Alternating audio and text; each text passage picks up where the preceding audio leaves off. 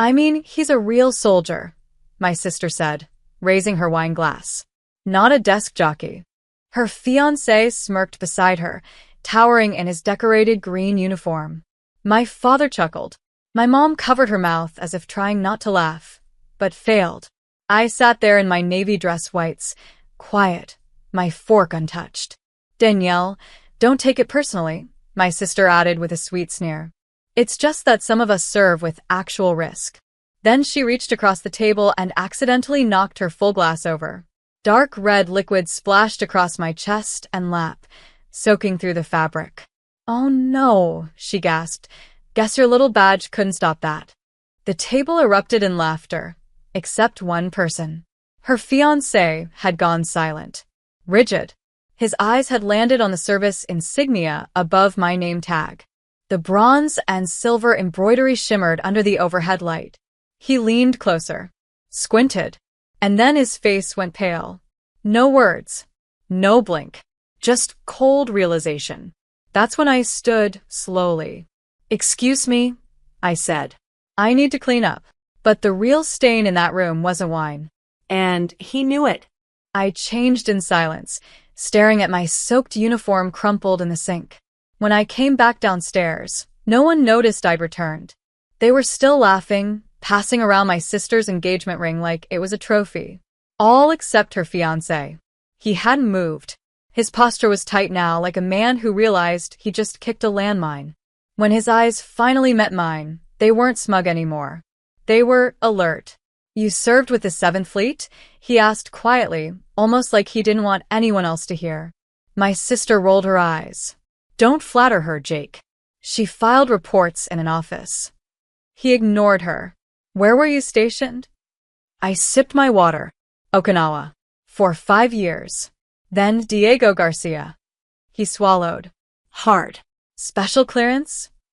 I nodded once. And that's when he went completely still. Because he understood. He recognized the insignia. Most people wouldn't. But Rangers like him? The ones who had ever worked joint ops? They knew what that badge meant. Top secret missions. Combat coordination. Signals intelligence. Real risk, with zero public recognition. I could see the blood draining from his face. He turned to my sister.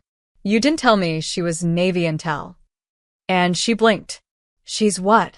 The room went dead quiet. My sister looked between us like we were speaking another language.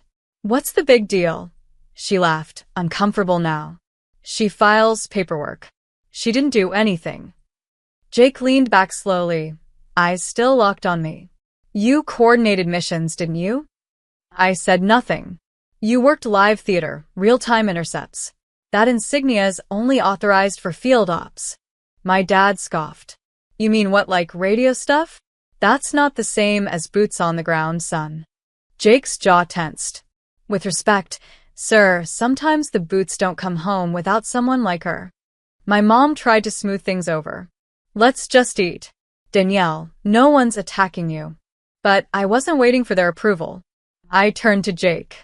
You ever serve Kandahar, 2019? He blinked. Yeah. Second rotation. I thought so. I saw your unit's code in the live op logs. He stared at me like I was a ghost. My sister slammed her hand down.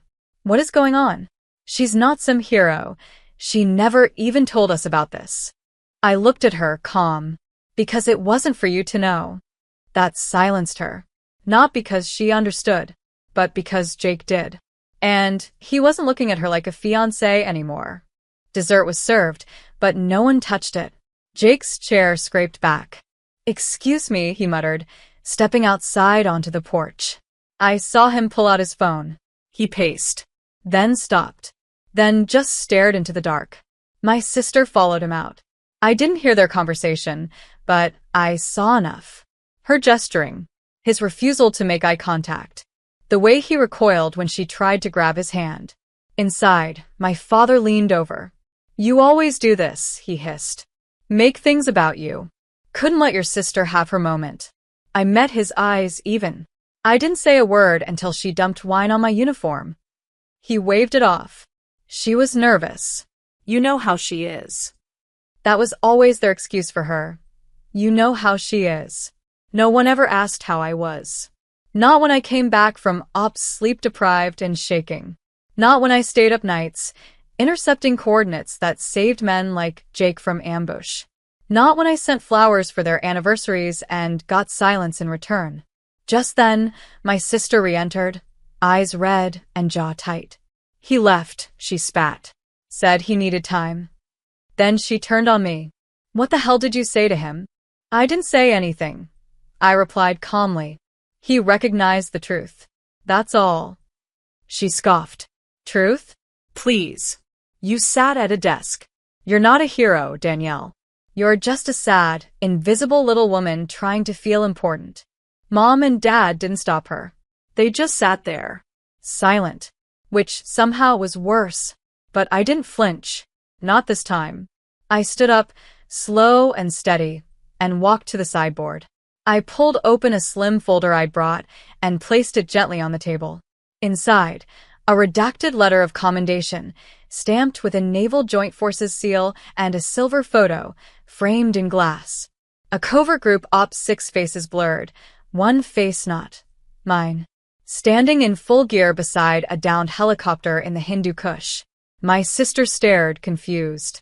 Dad frowned. What is this? I looked at them all.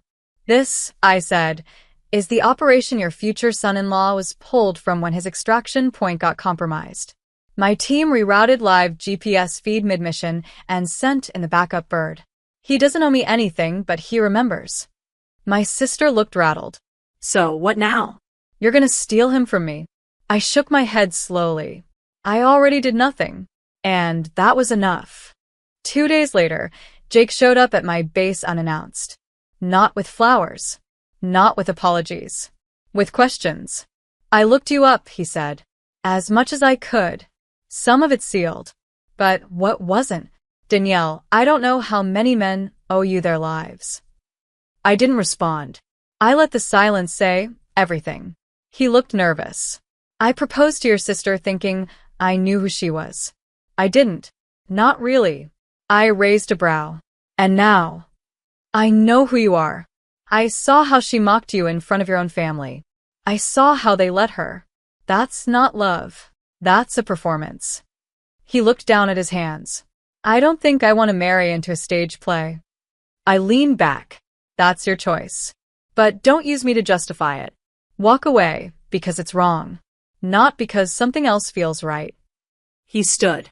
Understood. As he left, he paused in the doorway. For what it's worth, he said, thank you for then and now. After he left, I sat alone. Not triumphant. Not smug. Just clear. Clarity was better than revenge. Because now the truth was doing all the work for me. By the end of the week, the news was out. Jake had called off the engagement. My sister was inconsolable, crying to anyone who would listen, twisting the story. She manipulated him.